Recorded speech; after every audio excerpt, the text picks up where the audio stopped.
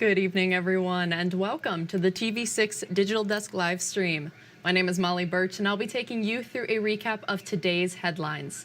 This stream runs every night starting at 8/7 Central Time from Sunday to Thursday.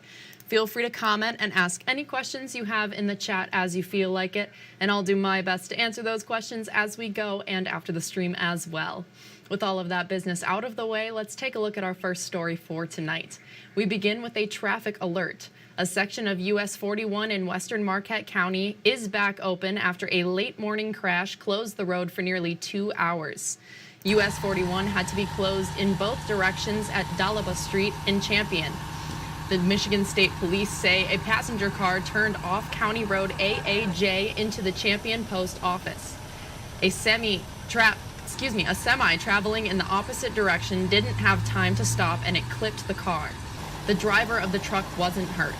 The driver of the car was taken to UP Health System Marquette with minor injuries. And a Marquette County road is set to get some improvements. Last week, Governor Whitmer announced $375,000 in funding to repave Cherry Creek Road from Marquette County Road 480. The cost of the project is $764,000. The Marquette County Road Commission will cover $389,000. The Road Commission highway engineer says these improvements will make it easier to use the heavily trafficked road. There's not enough funding out there, so anytime we can pull in a grant like this, it helps tremendously with budgets all around, to keep up with road improvements around our county in general. Along with the paving, the project also includes new curbs and a gutter system.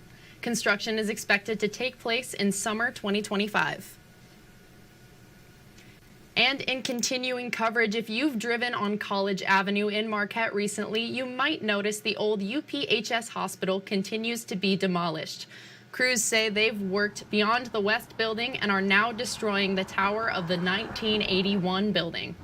Officials say the crew did move the two other parts of the hospital to prevent damage to the Neldberg building, which is still in use. They say there has also been additional asbestos abatement. Despite this, they say phase 1 of the project is still on schedule. The estimated time for phase 1 of the project to be completed is likely in the winter to spring timeframe. Of course, that's subject to change based on a variety of factors, but it's looking very likely like we'll stay on schedule for that time frame. Phase 2 of the project, which includes the Neldberg building, is expected to begin this spring.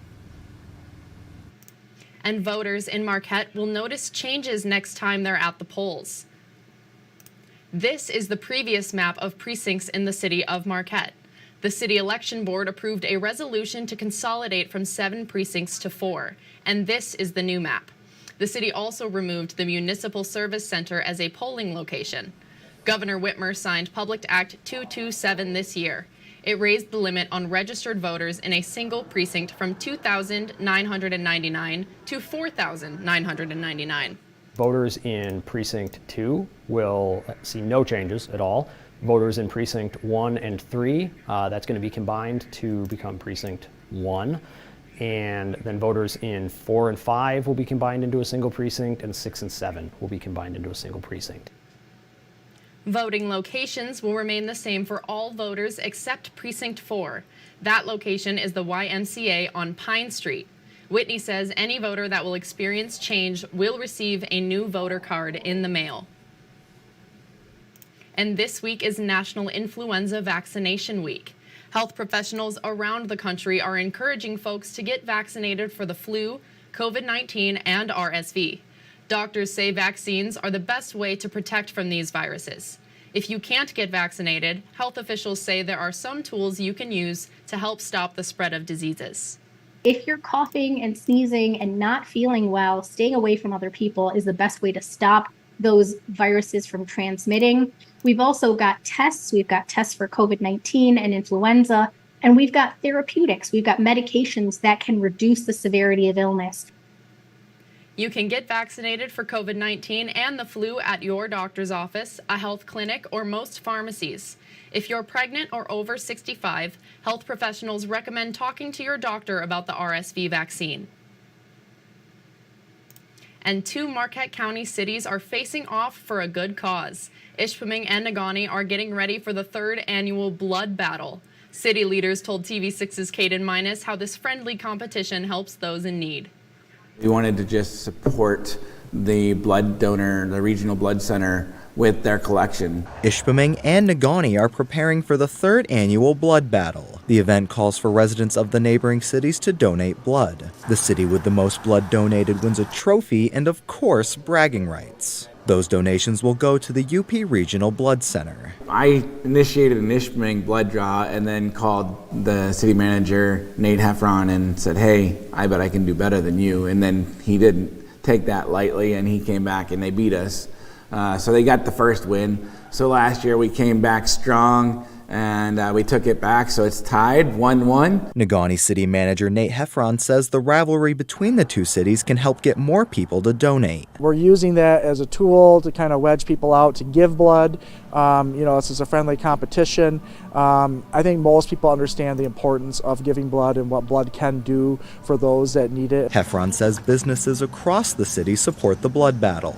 We always rally our downtown businesses and other businesses throughout the community to encourage them to let their employees go out during the time frame to give blood, and also in some cases donate some food like cookies or orange juice or something like that. Negaunee's blood drive will be held here at Negaunee High School on December 6th. Ishpeming's blood drive will be held at Ishpeming High School on January 4th. Caden Minus, TV6 News, Marquette County.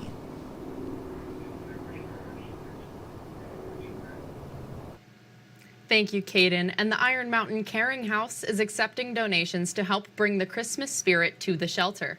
The Caring House hopes to invite Santa to bring gifts to the kids who are there over the holidays. Gift donations will be accepted until December 19th and should be left unwrapped. The Caring House Wisconsin child advocate says kids at the shelter hope Santa will visit them. We actually have a full house in shelter right now.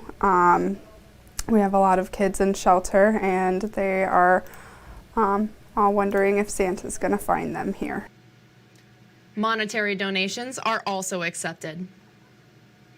And UPPCO and the Marquette Board of Light and Power customers can win prizes for their holiday decorations this year.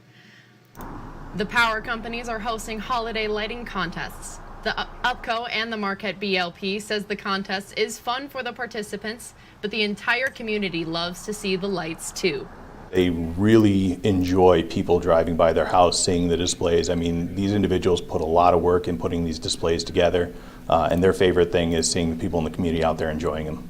It's really fun to see. It's really nice to drive around and see those and just kind of feel the warmth of the lights in the holiday season. You can enter either holiday lighting contest at uppermichigansource.com or the TV6 Fox UP mobile news app.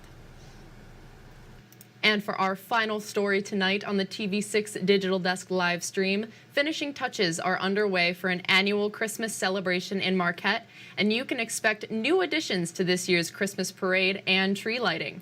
This year's parade will feature 25 different floats. It will start by the Superior Dome and end at the Marquette Commons, where Santa will help light the tree.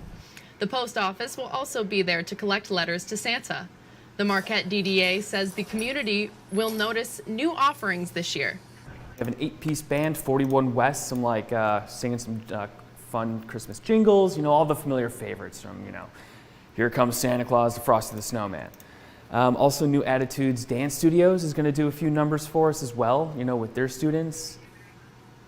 The parade is this Friday from 6 to 7 in the evening, with the tree lighting ceremony happening right after. Bradford says without the help of the Honor Credit Union, they wouldn't be able to add live music and dance.